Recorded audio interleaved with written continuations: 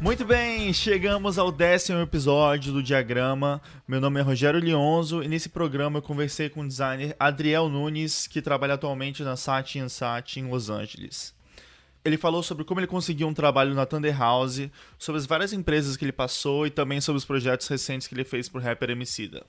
Eu queria também aproveitar que esse é o 10º episódio para agradecer a todo mundo que escuta o Diagrama.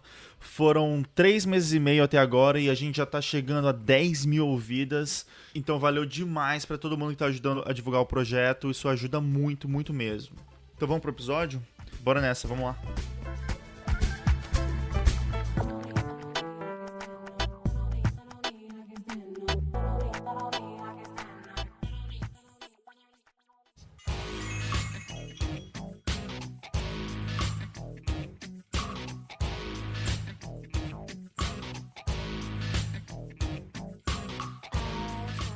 Muito bem, voltamos com mais um Diagrama e hoje a gente vai conversar com um cara que eu acho um cara muito foda, Adriel Nunes. Adriel, seja muito bem-vindo ao Diagrama, cara. Valeu, Leonzo.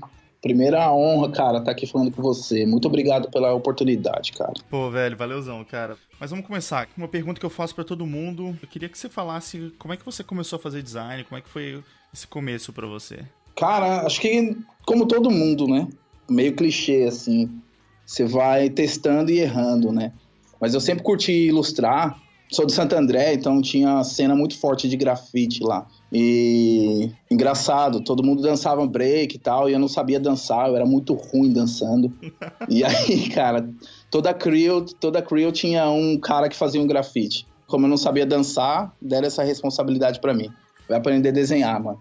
E assim eu fui, né? E comecei a desenhar, comecei a fazer esses grafites, e aí, comercialmente, as pessoas chamavam pra fazer, tipo, bar, adega, docerias, enfim, pizzaria. E aí eu comecei fazendo isso daí comercialmente. Dali pra frente, em Santo André mesmo, isso daí, 95, mais ou menos, 95, eu descobri, acho que foi um vídeo, alguma coisa, cara, relacionada à tipografia.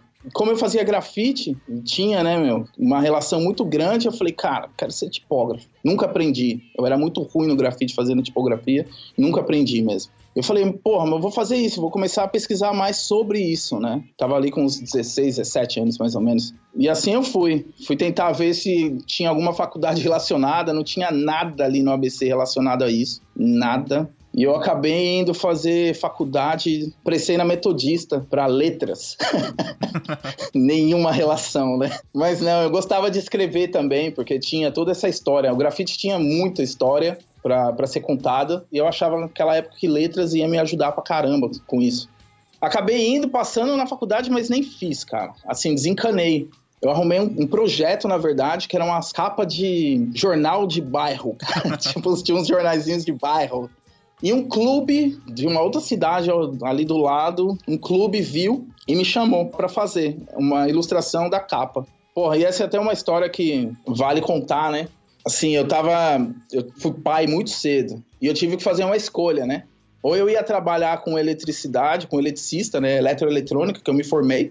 Eu fiz elétrica no colégio. Que eu já tinha um emprego, já era uma coisa mais sólida, ou eu ia querer investir, né? E ganhar nada mesmo. Tipo, R$50 pra ir trabalhar fazendo uma ilustração, assim. E eu falei, porra, cara, vou trocar, né? Vou chegar em casa, vou falar pra minha família que eu tô trocando, né? Pra ganhar R$50, assim. E foi um baque pra todo mundo, assim. Todo mundo ficou maluco comigo. Porra, você vai ser pai, você é novo, você vai ser pai e você vai fazer essa maluquice logo agora, né? E meu pai foi uma pessoa muito importante ali. Ele falou, cara, faz o que você acha que tem que ser feito. Você sempre gostou e eu não vou te cortar, né? Faz o que você acha que você tem que ser feito. E eu fui e fiz essa ilustração, assim, meio um dia pro outro mesmo, sentado ali dentro do estúdio dos caras. E aí, no final do dia, o cara me chamou, assim, de canto e falou, cara, eu tenho outra ilustração pra você fazer. E eu falei, puta que pariu, eu tenho que ir trabalhar, né, cara, amanhã. Dessa empresa, né? Eu falei, cara, o que eu vou fazer, né, cara? Então eu liguei de novo pros caras, falei que tinha um problema e não ia poder ir nessa empresa de elétrica. E fui lá fazer a ilustração, cara, de novo, no outro dia, nesse mesmo estúdio. E aí no final do dia eu entreguei as 2 ilustrações e no final do dia, cara, porra, não aguentei. Fui lá e pedi pros caras, falei, cara, me dá uma oportunidade. eu quero fazer isso, é isso que eu amo, e convenci os caras a deixar eu ficar ali. Legal.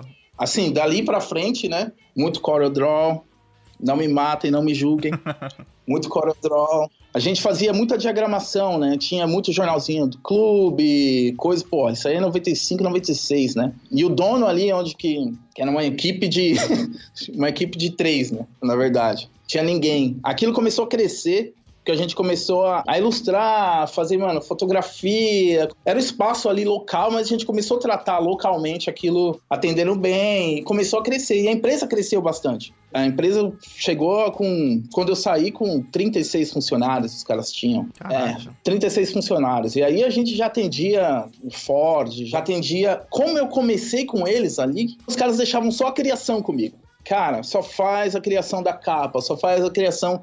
Então, eu digo pra todo mundo que eu fui um pouco mimado nesse sentido, cara, porque eu fazia o filé mesmo já. E eu não aprendi a lidar muito bem com 32 pessoas trabalhando. Era uma coisa pra mim, tipo, puta, cresceu demais isso. Eu tenho muita responsabilidade e eu tenho 19 anos. Não faz muito sentido eu estar aqui liderando algo que eu não consigo nem liderar, meu. Eu era pai, né? Não conseguia nem liderar dentro de casa, né? Como que eu ia chegar no trabalho e inspirar aquelas pessoas que às vezes tinham o dobro da minha idade ali. Então foi quando eu pensei, pô, preciso mudar. Isso era em Santo André, né? Preciso mudar para São Paulo. Outra história curiosa também, engraçada, é que eu li uma revista About e o Washington Oliveto contava como ele foi trabalhar na DPZ. E eu achei, assim, maluco. E eu falei, cara, vou fazer a mesma coisa. E ele falava que, porra, o carro dele quebrou e ele tava numa chuva, ele entrou... Eu não sei se isso era uma lenda, um mito, mas isso estava na revista. E que ele entrou na DPZ e ele falou que ele era foda pra caralho, que ele queria conversar com um dos 3 sócios, né? De uma das 3 letras ali. Que se a mulher não deixasse, ia estar perdendo um dos melhores profissionais da publicidade. E eu achei, puta, cara de pau, assim, ó. E eu falei com o meu chefe, que ele tava do lado, assim, né? Falei, cara, olha isso e tal, e eu tô querendo ir pra São Paulo, pra esse lugar, que era Thunder House na época. Eu vou fazer a mesma coisa, vou mandar um e-mail falando que eu sou foda pra caralho e vamos ver o que dá. E mandei, cara. E deu uma semana, os caras me ligaram. Porra, a gente viu aqui e a gente queria conversar. Então, meu, toca eu pegar trem, pegar metrô, chegar em São Paulo, meu, com um portfólio impresso. E a Thunder House era uma agência digital. Era um estúdio digital, assim, ó. E eu não tinha nada de digital. Nada. E a Thunder House ficava dentro da Macan. Quando eu cheguei, que eu vi o tamanho da Macan, que é um quarteirão, eu não sabia o que era Macan. Eu imaginei que tudo aquilo era Thunder House. Então eu tremi, meu. Minhas pernas bambeou, eu fiquei sentado 15 minutos na frente do lugar com o meu portfólio, pensando se eu entro ou não entro. Cara, o que eu vou fazer? E era muito longe da minha casa, eu falei, bom, quer saber? Eu vou entrar. E aí eu cheguei lá e tudo, apresentei, só que era impresso, né, meu? Os caras falaram, legal, mas e aí, cadê a parte de digital? Site? Porra, cara... Primeiro, é mentira que eu era foda pra caralho, né? Não sou, não. Eu só queria ter a oportunidade de vir aqui. Segundo, que eu não faço digital, eu faço print, né, cara? E o Bob Guevara, um abraço. Espero que ele escute esse podcast. O Bob ficou puto comigo. Me mandou embora, assim. Porra, você fez eu perder tempo com você... Pega suas coisas e, porra, sai fora daqui. Eu fui expulso, basicamente, de lá. E aí eu voltei num trem quase chorando. Tipo, puta, o que eu fiz? Por que eu fiz toda essa lambança, né? Aí deu também 2 semanas, assim, o Bob me ligou de novo. Falando que minha história era do caralho. Que ele arrumou uma vaga pra mim. Ele queria que eu fosse trabalhar lá. E aí eu fui pra Thunder, né? Que foi, porra, primordial, essencial na minha vida ter encontrado as pessoas que eu encontrei, feito os amigos que eu fiz. Pra mim, ali, tudo começou, né? Mesmo. Profissionalmente, pra mim, começou ali. Cara, que história bizarra, cara. Mas é muito boa a história, porque a Thunder foi, assim, a primeira agência, assim, digital que tinha uma galera lá, né? Desde, sei lá, André Matarazzo, o Alex Lins, o Attila Armstrong. Tinha uma galera que trampou lá naquela época, né?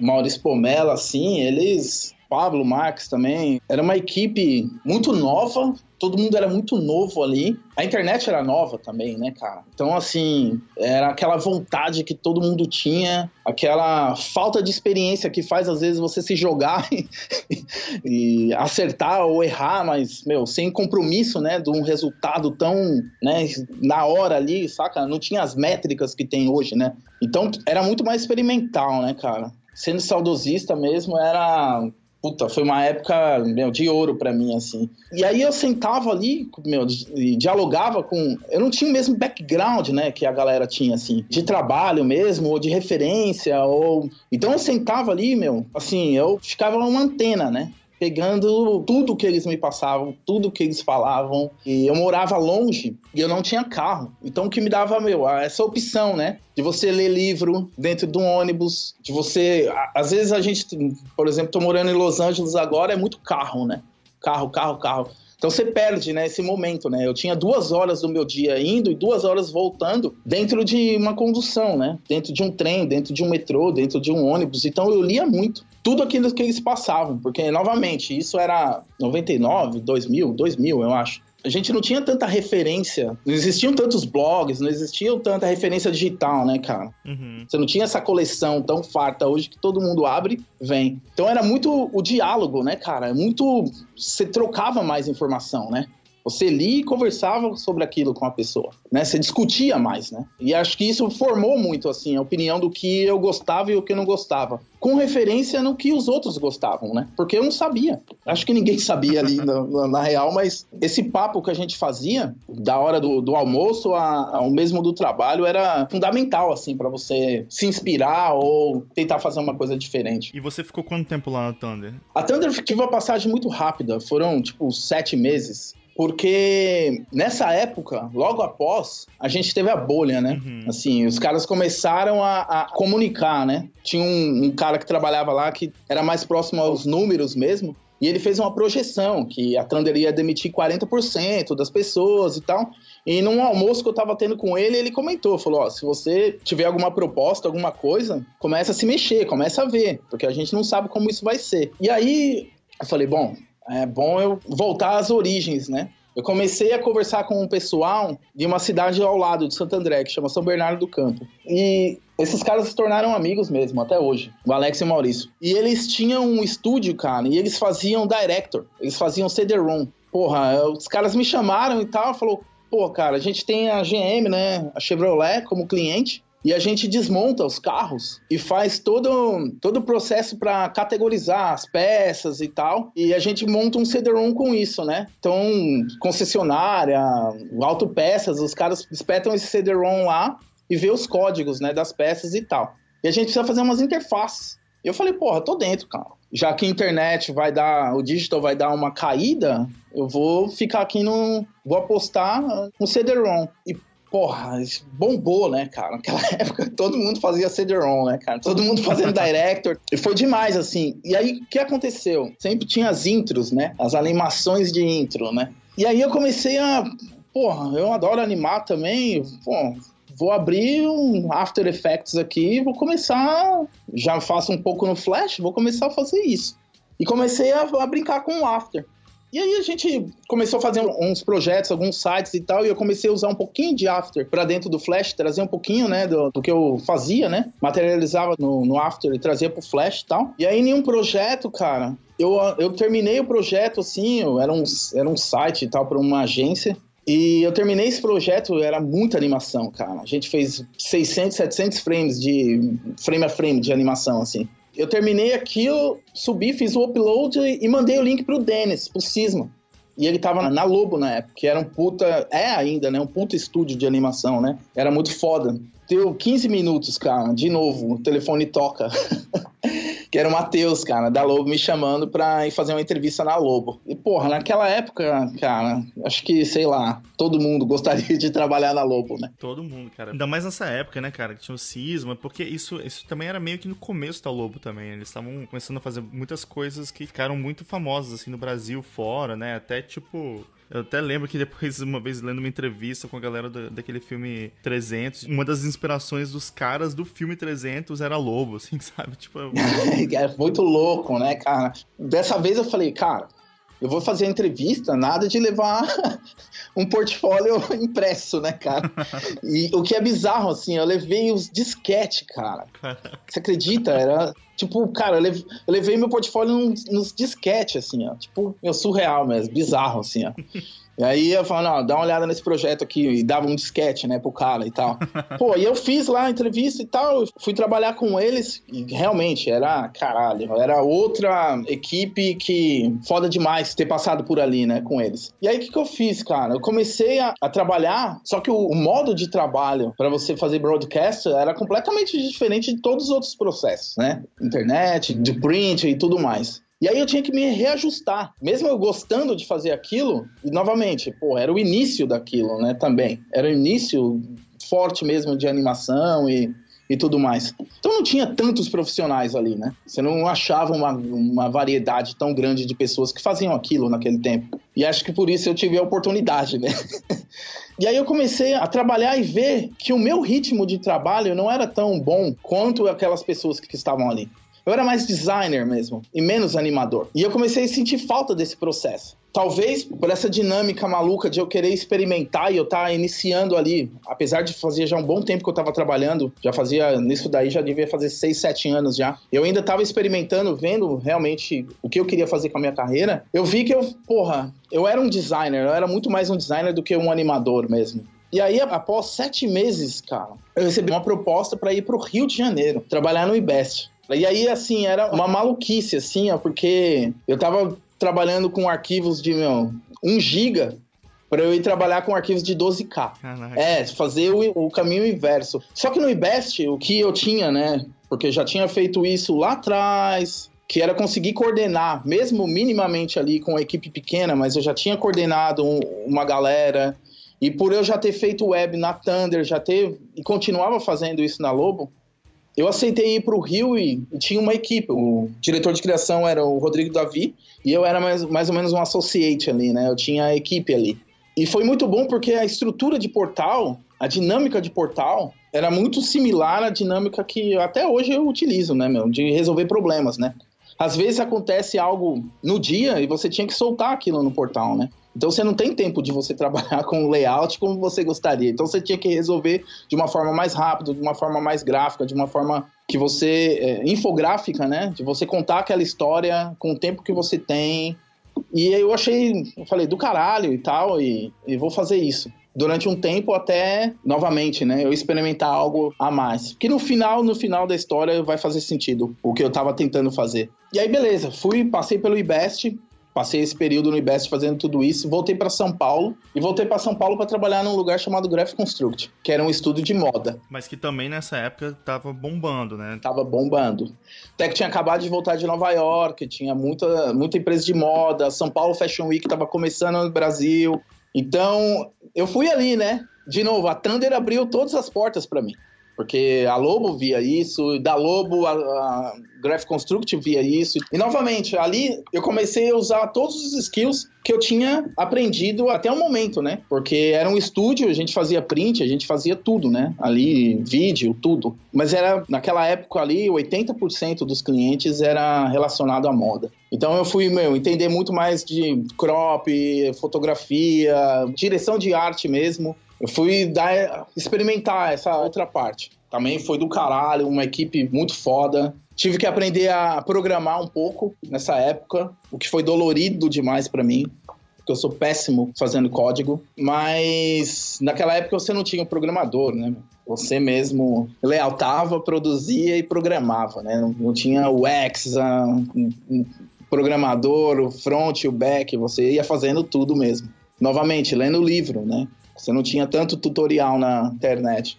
E aí, após isso, eu bati um papo com o Fábio Costa, que na época ele estava na Almap. E a Almap já era, tipo, uma puta agência consolidada, né, no mercado, assim. E eu falei, porra, de novo, né? Eu sou um designer, cara. Eu vou pra dentro de uma agência. Mas pelo papo que eu tinha tido com ele, fazia muito sentido para eu entender como o processo dentro de uma agência mesmo, tão grande como a Almap é, como esse processo era feito. Era muito mais dinheiro envolvido na campanha, fotografia, porque essa parte que eu tive na Graphic Construct, a gente resolvia mesmo, né, cara? Não era super budget, você não podia contratar o fotógrafo, você não podia... A gente tinha que resolver mesmo aquilo.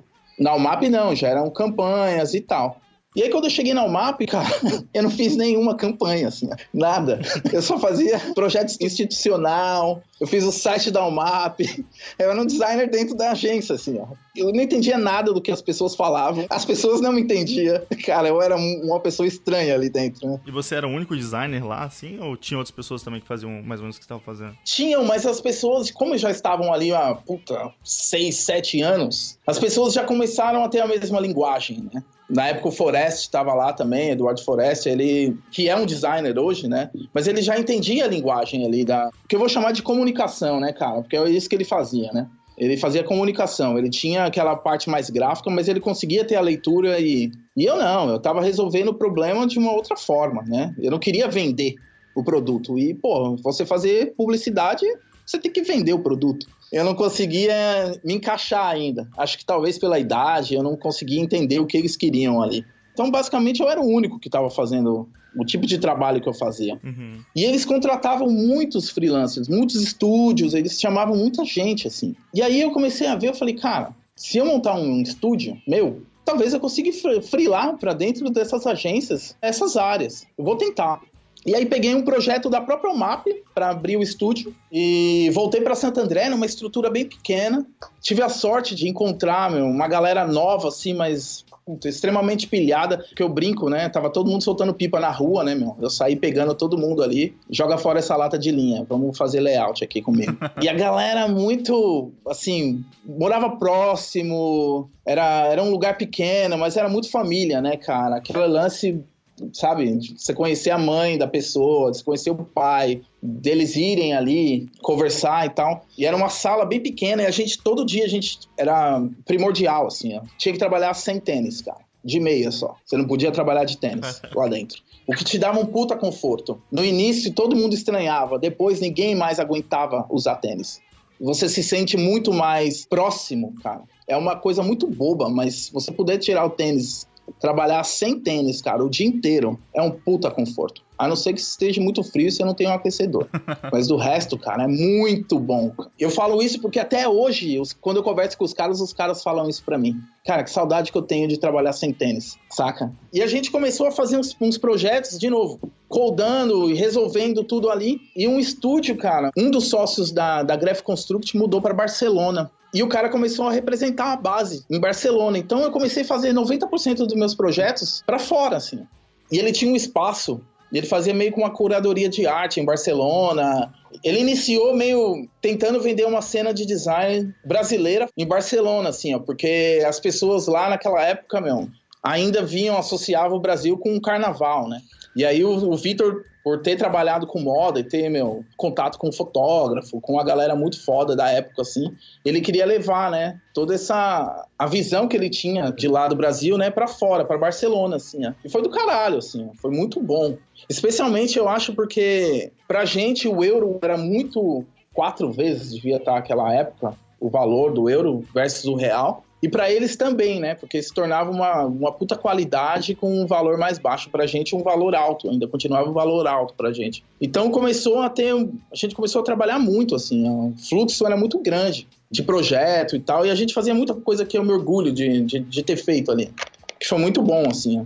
Você conseguir atender mesmo e você falar, cara, sou responsável por algo. Dava um frio na barriga animal, assim, por aquilo, né? Que chegou a ter 7 pessoas lá comigo. E tudo muito bem organizado, orquestrado ali, ó. A grana, tava tudo certinho, assim, ó. E aí passou 4 anos para 5 anos, cara, mais ou menos, assim. Eu não tava vendo mais uma evolução criativa, porque, virou commodity pra caralho, assim. Eu saí, ia andando pro estúdio, fazer aquele projeto...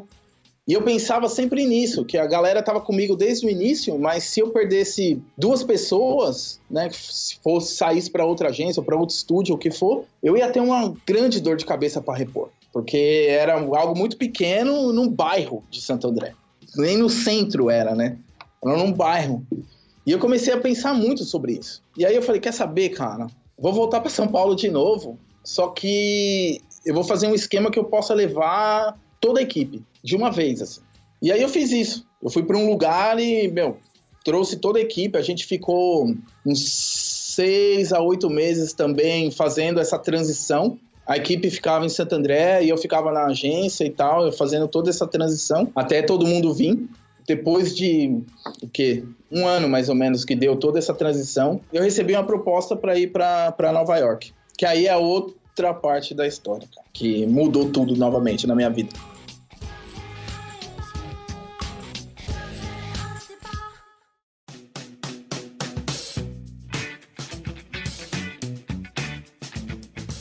Então, cara, fala mais um pouco sobre a sua ida para Nova York. Você foi trabalhar com o Alex Lins na Sirp, não foi isso? Isso. O Alex já estava em Nova York há um tempo já. E ele comentou, né, comigo, né, da possibilidade, o que eu achava e tal. E sou fã dele, né, cara? Eu falei, porra, fechou, né, cara? E naquela época meu inglês era horrível, assim. Eu fiquei meio, pô, vou ou não vou? Ai, não sei se devo ir.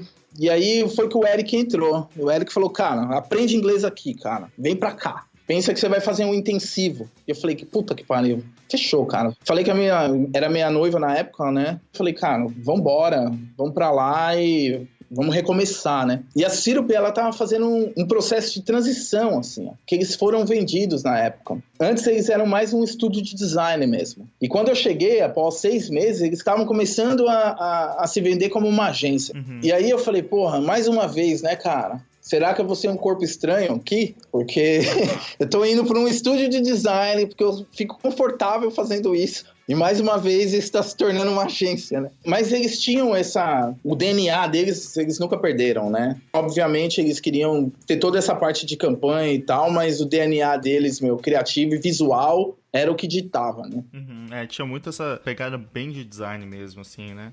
E eles eram reconhecidos por isso, né? Então não fazia muito sentido mudar aquilo, o core. E eu lembro, cara, que, assim, nos primeiros meses, eu fiquei desesperado, assim, que o processo de criação deles, o Brasil eu falo que era, one shot, né, cara? Você ia lá, você fazia um logo e era aquilo. Você apresentava o logo, naquela época era isso. Cara, precisa de um logo pra amanhã. O fato era esse, né? Eu era acostumado a trabalhar assim. E aí, quando eu cheguei, o processo de trabalho da Syrup, cara, de você fazer uma pesquisa, de você montar um mood board, de você apresentar aquilo, e de você fazer não era o logo final, né? Eram rascunhos. Então, as pessoas, o Alex ou o Eric, enfim, o Jacob comentavam, porra, faz algumas versões. E aí eu perguntava pro Eric, porra, quantas versões você fez, Eric? Umas 10. E eu, caramba, eu tô na primeira ainda, cara. E eu comecei a me desesperar. Falei, cara, eu sou muito lento. Mas não era o processo que eles tinham. Eles faziam um rascunho inicial muito mais rápido e colavam tudo aquilo na parede e discutiam. E aí eu comecei a entender. Por que eu tô tentando fazer um logo final se eu nem aprovei isso ainda? Por que a gente faz isso, saca? Já tenta fazer o final, né? Numa discussão, uma conversa que eu tive até contigo, você comentou que você estava fazendo isso. Muitos anos atrás, você apresentava para o cliente primeiro o mood board, antes de fechar aquilo, né? Uhum. E eu falei, caramba, eu tô fazendo isso completamente errado, cara. Por isso que eu tomo tanto não, né? Porque eu já tô indo com o lance final antes da pessoa ver, antes do cliente ver, né? De eu entender o que ele quer. E aqui nos Estados Unidos tem muito desse esquema, né, cara, do cliente ir aprovando cada etapa do processo. Assim, ele tem que saber qual que é o resultado final e que ele vai ter aquele tipo de resposta e resultado, né, do projeto, né? Então eles querem, de uma certa forma, acompanhar cada etapa do projeto, né? Então é muito ruim você tentar fazer muito no começo, porque a chance de você ter que refazer algumas coisas e tal é muito grande, né, cara? E muito também pelo fato de o contato que eu tive fora com o cliente, poucos eram marketing, né? No Brasil, 100% era marketing, né? Então, assim, muitos clientes aqui tinham uma visão muito grande sobre o processo do trabalho, porque os caras ou foram designers ou, enfim, estavam dentro do cliente, né? Mesmo. Os caras trabalhavam ali dentro, né? No Brasil, a galera era marketing, a linguagem era outra, né? Completamente, assim. Então, eu fui descobrir essa diferença quando eu vim pra fora mesmo. Às vezes me perguntam qual era a diferença, eu falei, primordial pra mim foi isso. Foi entender essa parte do processo, né? Como você iniciava o projeto e como você tratava o projeto, como você disse. step by step ali. E aí, isso mais ou menos em 2010, acho que naquela época ali o Brasil já tinha ganhado a eleição, né, para a Copa do Mundo e Olimpíadas e tal. E eu lembro que algumas marcas, cara, começaram a ir pro Brasil, assim. Eu conversava com algumas pessoas e tal, e as marcas estavam começando a ir pro Brasil, tipo, uma Adidas fazer campanha ali, e nunca foi, né, era simplesmente você pegava o que era feito fora e você ajustava, né, pro mercado local. E aí os olhos começaram a ver mesmo, economia. Então você via CNN falando sobre o Brasil, você começava a ver a cena do Brasil acontecendo fora. E eu falei, cara, acho que eu vou voltar pro Brasil. Muito doido isso, assim, mas eu vou voltar pro Brasil e acabei conversando com o Martini, que era, na época ele tinha Cubo, né? Hoje é Flag. E fui trabalhar na Cubo, né? Que foi, cara, uma experiência, de novo, incrível. Foi foda, assim. E ali eu trabalhei, com o Felipe, né? Felipe Rocha, com o Átila Meirelles, cara. Pô, o Rafael Kifuri. Mano, tinha tanta gente ali que... Se eu esquecer o Caio mesmo, Sartori, se eu esquecer ali... Porque era uma equipe muito foda e muito unida mesmo. E era grande, cara. Era de produção ali, tipo, 70 pessoas, saca? Era muito projeto que acontecia. E a galera era muito, muito unida mesmo. Só que a Cubo, cara, na época, ela era uma agência, ela era um estúdio, ela fazia evento, ela fazia tudo, game, comercial de TV, tudo. A gente fazia TVC, fazia o anúncio impresso, fazia o site, fazia o Facebook, fazia o game, o leque de variedade de projeto era muito grande ali. E, novamente, cara, muito trabalho era. Era muito rápido o fluxo e era muito trabalho. Só que não tinha um turnover muito grande ali de entrada e saída de equipe. A gente manteve essa equipe durante um tempo, o que foi do caralho, assim. E aí eu fiquei um tempo lá, mais de um ano, e tirei as primeiras férias minha mesmo. Dei uma pausa, fiquei um pouco mais tranquilo. E aí que rolou a Isobar, né? Que aí eu fui pra Brasília. Terra boa. Terra boa. Eu tava em casa e tal, e eu pensando, cara, o que eu vou fazer, né? Porque... Tentei isso, tentei aquilo, e fui para várias vertentes dentro do design, ou comunicação, ou... O que eu vou fazer agora, né, cara? E aí eu fui conversar com o Fred, que na época era o VP, né, da agência Click, e ele comentou sobre essa possibilidade de Brasília. E eu falei, caramba, cara, vou mudar de novo, né? Primeiro que minha esposa vai me matar, né? Se eu for fazer isso, né? Tipo, vou mudar de novo, né? Só que fazia muito sentido. Quando eu comecei a visualizar todo o processo, e como o Fred tinha me explicado a montagem da equipe dele, eu era uma peça ali que fazia muito sentido eu estar ali. E, pô, Brasília não é tão longe de São Paulo assim, né, cara? A gente não tá falando de Nova York, São Paulo, né? Tá falando de 1 hora, 2 horas de avião, ou algo assim.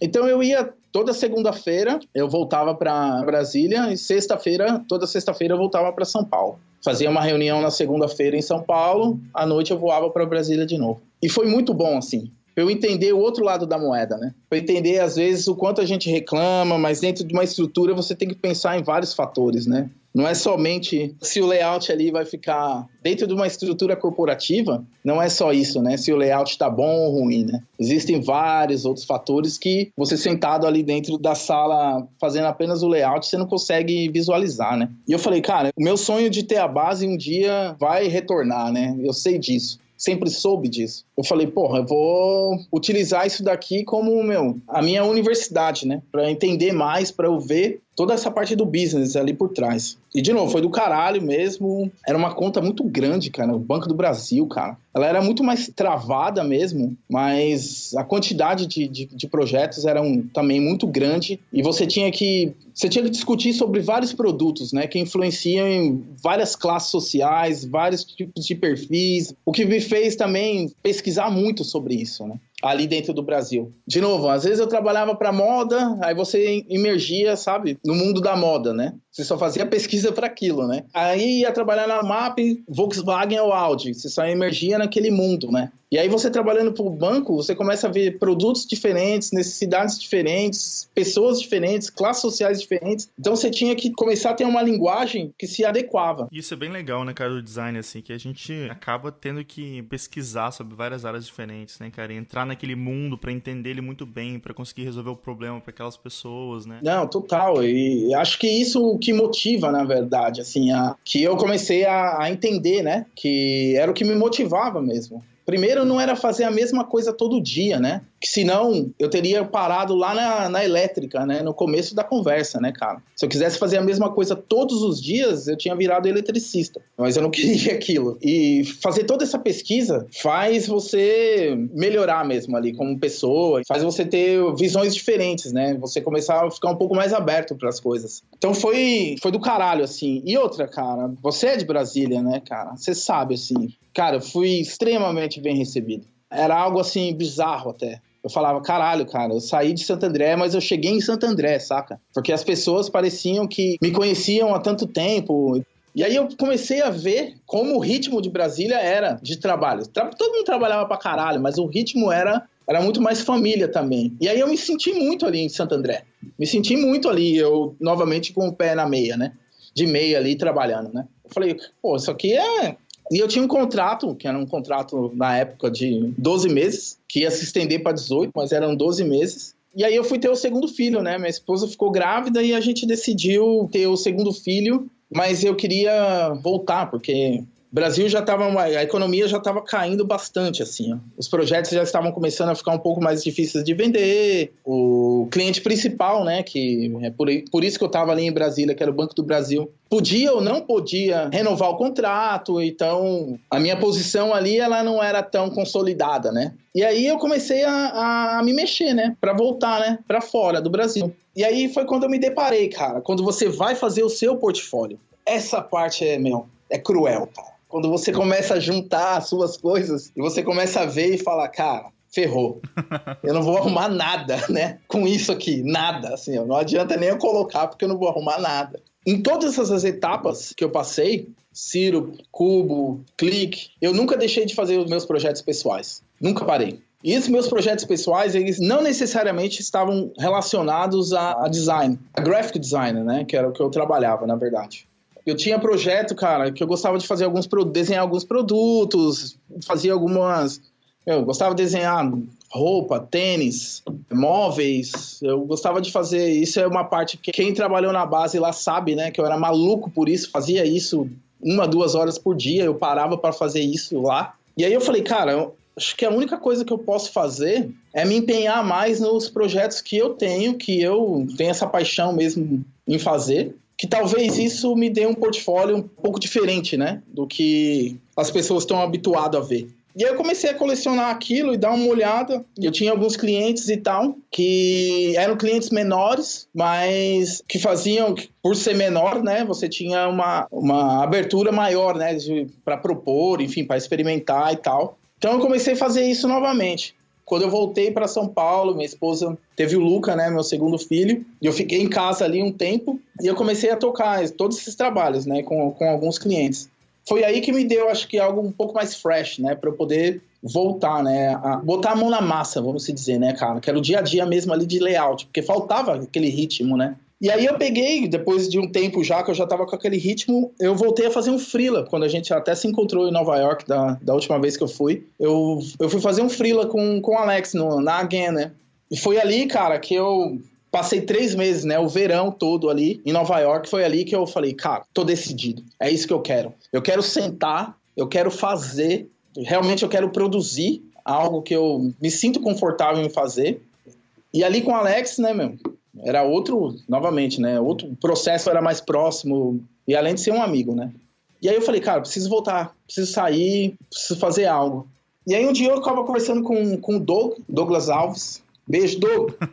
Tô falando com o Doug e tal, batendo um papo assim. E ele falou, pô, eu sempre falei pra você vir pra Los Angeles, Adriano. A gente sempre conversou sobre isso e tal. Vem pra cá. Tô na SAT e tal, tô fazendo alguns projetos e tal. Assim, assado, vem pra cá, cara. Eu falei, ó, eu tenho um PDF fólio, né, que eu não consegui mostrar isso pra ninguém, de tanta vergonha, né? Mas é o que eu tenho aqui. Eu nem montei um site ainda. Ele falou, não, me dá esse PDF aqui, eu vou mostrar aqui dentro. E aí ele já me chamou e falou, cara, os caras curtiram aqui e querem dar entrada no processo aqui. Eu falei, tá bom. Falei com a minha esposa, a gente já tinha conversado bastante sobre isso e tal. E aí a gente decidiu mudar e hoje eu tô na SAT aqui. Curtindo muito LA, cara. Curtindo bastante, na verdade.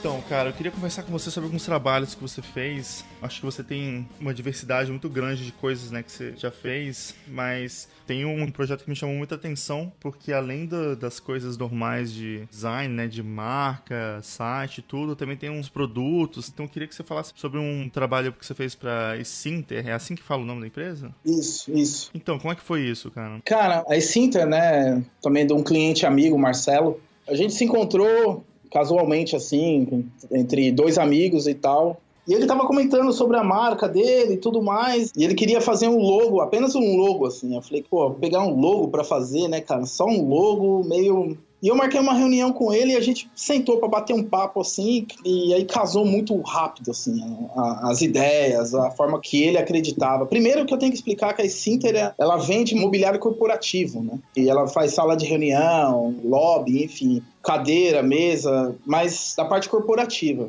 Os caras eles vendem NOL, né? Toda a parte de mobiliário corporativo da NOL. E eu, como gostava muito da Vitra, Herman Miller, a própria NOL, eu falei, cara, tá aí algo que vai ser interessante de fazer. Então a gente começou, basicamente, o início, toda a parte gráfica, né? Remodelar o logo, fazer uma apresentação para a empresa. Só que aquilo foi crescendo, né? Foi tomando um corpo mesmo. E depois de uns 2 anos que eu já estava fazendo o trabalho com eles, em uma oportunidade eu mostrei, né, cara, os rascunhos, os meus desenhos de produto. Isso devia ser 2013, assim, mais ou menos. Pô, eu tinha cadeira desenhada, eu tinha sofás. Só que tudo aquilo eu imaginava para dentro da casa, uso doméstico, né? O mobiliário corporativo é completamente diferente. E eu só fui entender isso quando eu fiz essa imersão mesmo. E aí eu mostrei tudo aquilo e eu falei para ele, mas dá para adaptar, né, pro corporativo. E aí ele falou, cara, vai casar perfeito, Adriel, porque o dólar tá ficando muito alto e eu preciso ter um produto com uma qualidade muito boa para servir, né, de opção, né, pros arquitetos. Eles podem continuar comprando NOL, mas eles podem comprar um produto nacional e a gente produz aqui, né?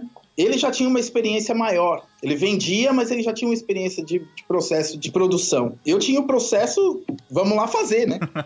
Senta, como tudo, né, que eu fiz na vida, né, cara? Senta, pesquisa, vai lá e tenta fazer, né, cara? E foram mais ou menos uns 4 anos, assim, ao todo, né, fazendo o projeto. Da xícara do café, material dele pra você escolher que cor vai ser o pezinho do sofá, que tipo de tecido, enfim, website, tudo, cara. Foi muito bom, assim. Teve um lance muito engraçado, que a gente fez umas camisetas, porque ele queria padronizar, né, os funcionários deles dentro das obras. Porque às vezes ele pegava um prédio onde tinha 10 empresas trabalhando. Uma empresa de elétrica, uma empresa de hidráulica, enfim.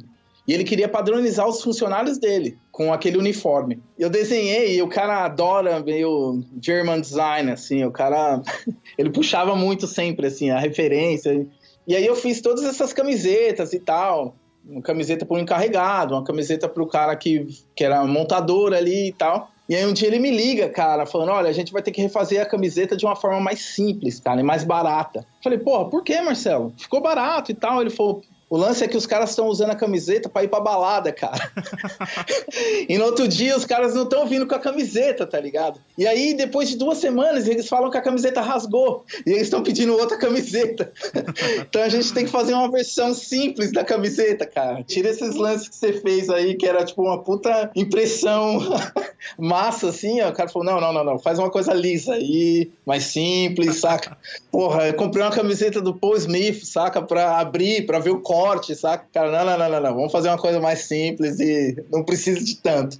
Só que o cara é do caralho, assim. Ele se propôs a fazer e ele acreditava naquilo e o cara fez, assim. Ele tentou, ao menos ele tentou, assim. E agora que tá começando a sair todos os projetos, né? Estão começando a realmente virar produto físico ali, estão sendo vendidos. O ano passado eu recebi o cheque, né, de pagamento pela porcentagem, né, que você vende os royalties dos desenhos. Então, a sensação foi quando eu vendi minha primeira ilustração lá atrás, de novo, em Santo André, cara. Saca? Foi uma sensação, assim, incrível. Não era a quantidade de dinheiro, era o fato de você sentar, ter acreditado em algo e amar fazer aquilo, né? Foi uma sensação novamente, assim, indescritível ali naquele momento. Pô, mas que massa que eles produziram, né, cara? Acho que ano que vem a gente começa uma linha nova, uma série nova. Tá vendendo, cara. Tô vendendo, dá bem. Então, cara, tem um outro projeto que você fez que me chamou muita atenção, assim, quando eu vi, cara, que foi um trabalho muito extenso também, que também tem produtos, tem outras coisas, mas que é um trabalho que tem uma visibilidade gigantesca também, cara, que foi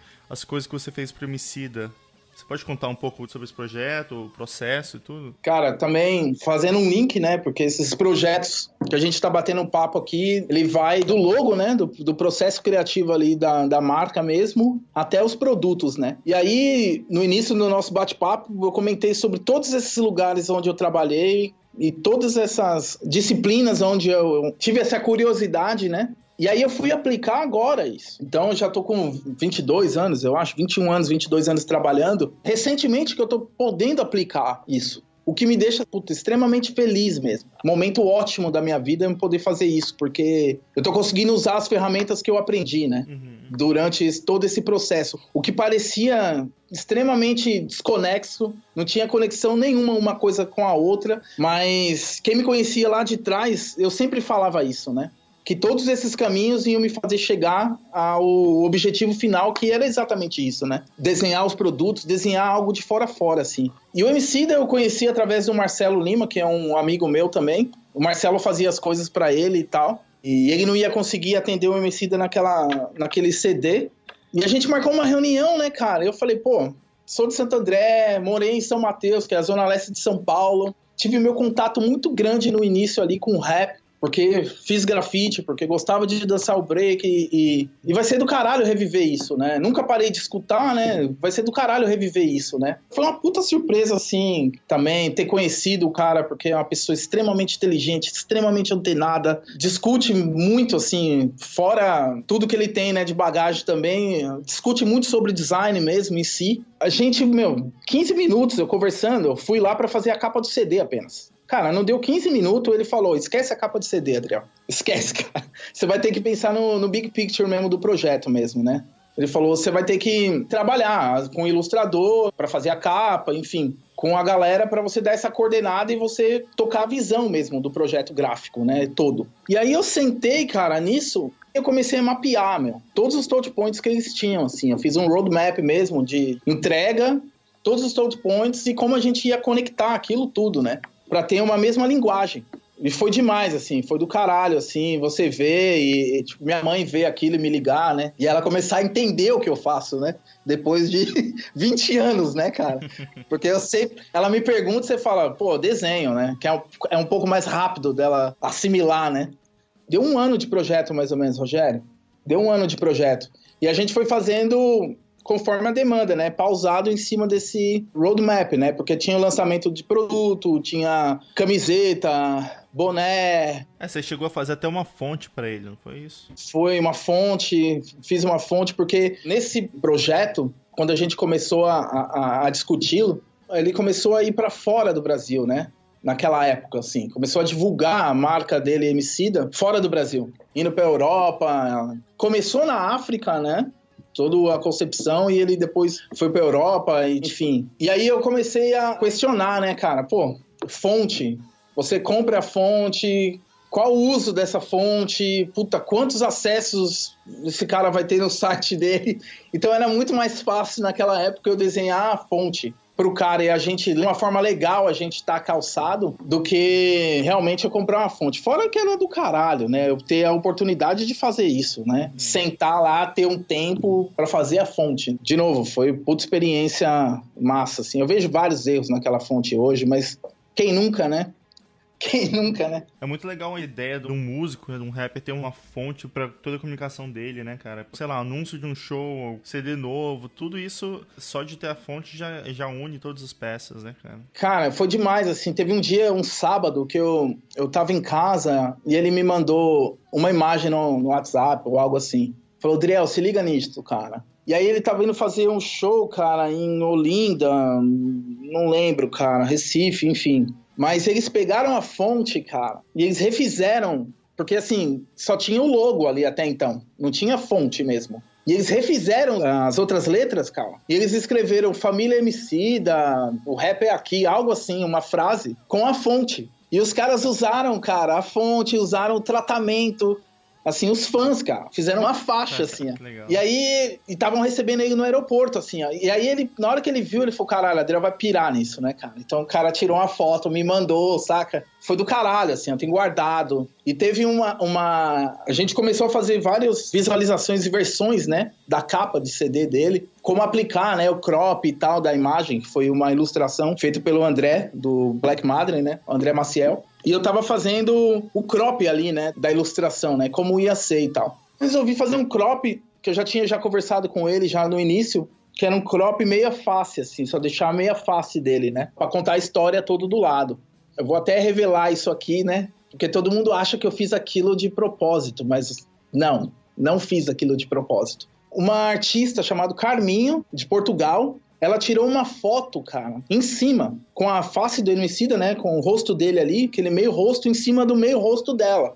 E ficou exatamente a proporção certinha, assim, ó. Então ela completou o rosto dela, cara, com o CD. E aí depois a Sara, que era uma apresentadora da MTV, fez, e Fernanda Paes Leme fez, enfim, aquilo viralizou, cara. Então eu tenho mais de 200 imagens, assim, ó, coletadas de pessoas postando no Instagram. Que massa, cara, que legal. E isso mostra que as pessoas ainda continuam comprando o CD físico, porque todo mundo tinha isso digital, né, cara? Eu mesmo tenho o CD dele. O que eu comprei foi no Spotify e eu tenho no iTunes, né? E eu ganhei o CD físico, eu não comprei o CD físico. E aí você vê a quantidade de gente que ainda compra o CD, né? E o Emicida tem essa paixão, a Laboratório Fantasma tem essa paixão ainda de produzir, né? O encarte, o CD, enfim. E foi demais, assim, ó, ter acontecido isso, assim, né? A gente não planejou, mas foi ótimo, assim, ter acontecido, assim.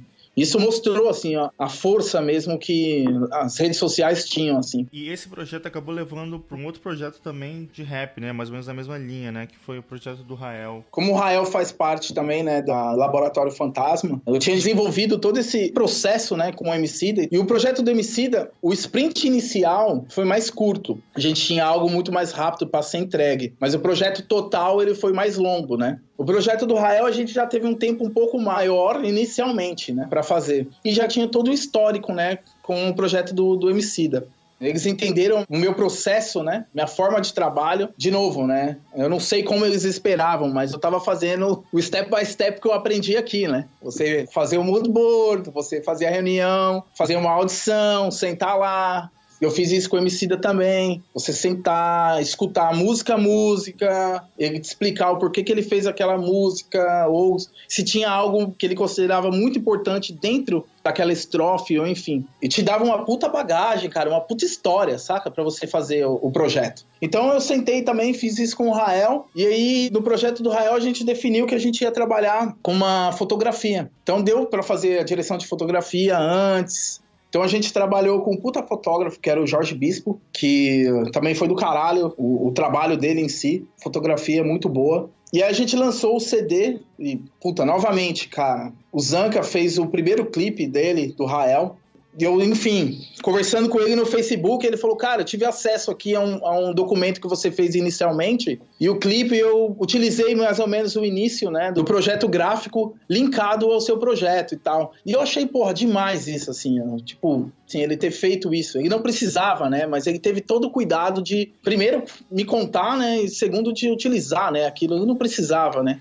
Fiquei lisonjeado do cara ter feito isso, assim, o diretor. Foi do caralho, e isso mostra, assim, a importância, né, quando você começa a trabalhar em uma marca e as pessoas começam a visualizar isso. E aí, as últimas 2 entregas foi o produto, né, camiseta, enfim. Tem alguns produtos ainda pra sair, e o palco do show que a gente tá fazendo ainda, tá pra sair ainda. Que massa, cara, que legal. Também queria conversar com você sobre um lance que você fez um tempo atrás, que você participou do festival Cut and Paste no Brasil, que é um festival que é muito louco, né, na verdade, porque é uma competição de design, mas que você tem que fazer ali em 10 minutos, sei lá, uma coisa no palco, né, e várias pessoas competindo e você ganhou, né, a edição brasileira, né, foi de quando? 2010?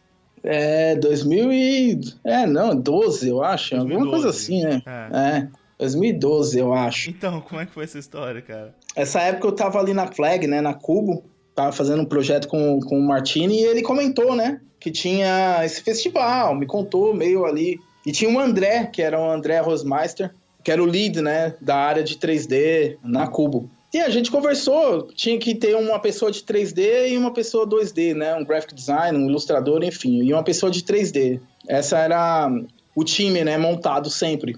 E eu falei, cara, inicialmente eu tava ali, eu falei, geralmente eu me escondo, né, você sabe, né, eu fico meio um pouco escondido, assim. E aí eu falei, cara, tem que eu começar a fazer alguma coisa divertida, fora também, né, de trabalho e tal. Eu vou aceitar isso daí. Me arrependi, assim, completamente no dia do evento. Porque eu comecei a ver gente chegando. Eu falei, puta merda, cara, o que eu fiz, né? Por que eu fui aceitar isso aqui? Aí, beleza, os caras tinham 3 times, se eu não me engano, 4 times, não vou lembrar agora. Sentado, um palco, 4 computadores ali na frente, os telões atrás. E, puta, aquela imensidão de gente, né? Na frente, assim, ó. E tinha um timer, cara, assim, ó, do lado, assim, ó. Você olhava, tinha um timer, assim. Você tinha, sei lá, 10 minutos para fazer um concept na mão mesmo. Aí você tinha que explicar o que era aquilo. Você tinha mais 15 minutos, se eu não me engano, para fazer o 3D. E mais 10 minutos para fazer a finalização. Era algo assim. Juntar o 2D com o 3D. E aí, cara, a gente sentou. Só que uma semana antes, algo assim, eu comecei a fazer testes. Elaborar qual ia ser o meu processo ali. Designer, bicho. Sabe? Da onde eu ia tirar minha paleta de cor. Eu não podia pensar nisso com 10 minutos, né, cara? Eu tinha que me preparar. E eu comecei a fazer, que foi um pouco roubada no jogo. Quem estiver escutando vai saber. Eu comecei a olhar, cara, todo mundo que ia ser os jurados. Tinha o Beto, enfim, que era da MTV na época. Eu comecei a olhar mais ou menos a linha gráfica que esses caras tinham, o que esses caras tinham feito, enfim, para eu ter uma linha visual meio pré-definida, assim, ó, saca? Que, de novo, eu tinha passado por todos esses lugares, eu tinha trabalhado em estúdio corporativo mesmo, uma agência corporativa, ou não, ou muito mais experimental, né? Então eu tinha essa flexibilidade, né? Eu falei, cara, eu vou sentar, eu vou tirar um denominador comum aqui, né? O que a maioria da galera vai gostar ali. Faz parte do jogo, né, meu? Essa era a regra, né, pra mim. Então eu sentei, eu mapeei tudo aquilo, eu mapeei o tempo e eu comecei a fazer composições com um cronômetro, cara. No iPhone, assim, eu cronometrava e fazia, pra ver se ia dar tempo. O tema era só ali na hora, mas eu já queria desenvolver um formato de passo a passo, então eu tinha que fazer algo que casasse, unisse, né? Saquei. Segundo ponto, cara, eu tinha que fazer algo que parecesse complexo e, ao mesmo tempo, fosse mais rápido de fazer, né? Porque, de novo, tinha 600 pessoas ali e nem todo mundo era um designer que tava olhando. E eles votavam também. Então, o André fez umas puta partículas e tal no 3D. E foi engraçado que nessa segunda etapa, que era do 3D, ele deixou as partículas animadas, cara. Num preview, assim, ó. Então, você imagina, a galera sentada lá vendo o lance aflorando, acontecendo, né? E os outros todos estáticos renderizando, e o do Andrezão, tipo, renderizando por trás e na frente uma animação ali, ó. Tipo, uma pré-comp, assim, ó, das partículas. Era tudo um show, né, cara? Então, na hora de terminar, assim, eu lembro que eu terminei, cara, com 4 minutos, assim, de antecedência. Ah, é? É, cara.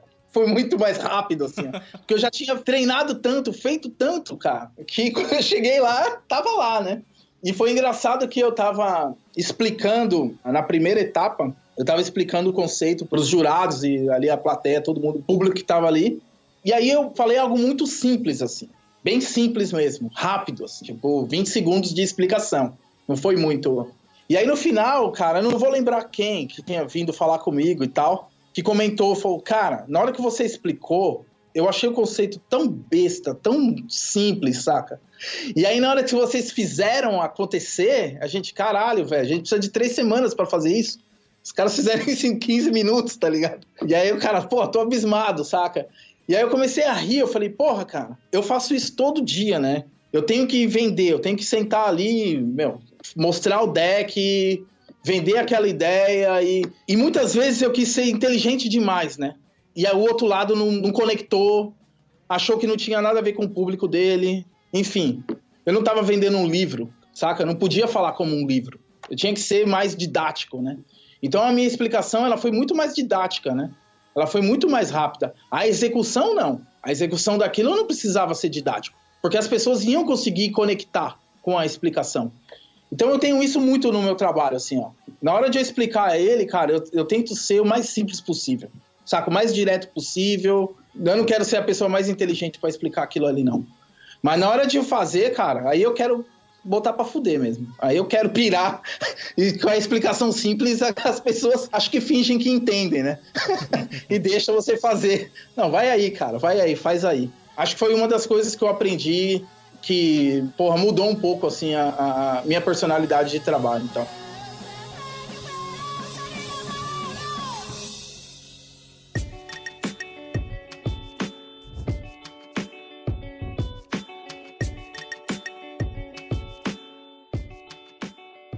Adriel, valeu demais, cara, por dividir aí sua história, cara, incrível, assim, ver tudo que você fez, cara, e todos os lugares que você foi, e você falando, assim, parece fácil, as coisas acontecendo, mas eu sei que por trás teve muita relação sua, sabe, você correndo atrás, então, valeu mesmo, cara, por dividir toda a sua história com a gente, cara. Pô, de novo, quero agradecer, porque é algo prazeroso, assim, cara, bater esse papo, né? Eu comentei isso no início. Às vezes eu sinto essa falta, né, cara, de a gente sentar e bater um papo descontraído mesmo. E, porra, como é bom, cara. Só queria te falar isso. Como é bom. Às vezes eu tô trabalhando e eu já escutei o episódio e eu coloco lá de novo pra escutar. Saca? Só pra ver de novo, um ponto de vista diferente, uma experiência diferente. Então eu desligo a música e eu caio pro seu projeto, cara. Que bom que você fez isso, cara. É do caralho mesmo. Obrigado por você fazer isso pra gente. Pô, velho, valeuzão, cara. Valeuzão mesmo. Abração, cara. Abração, valeu.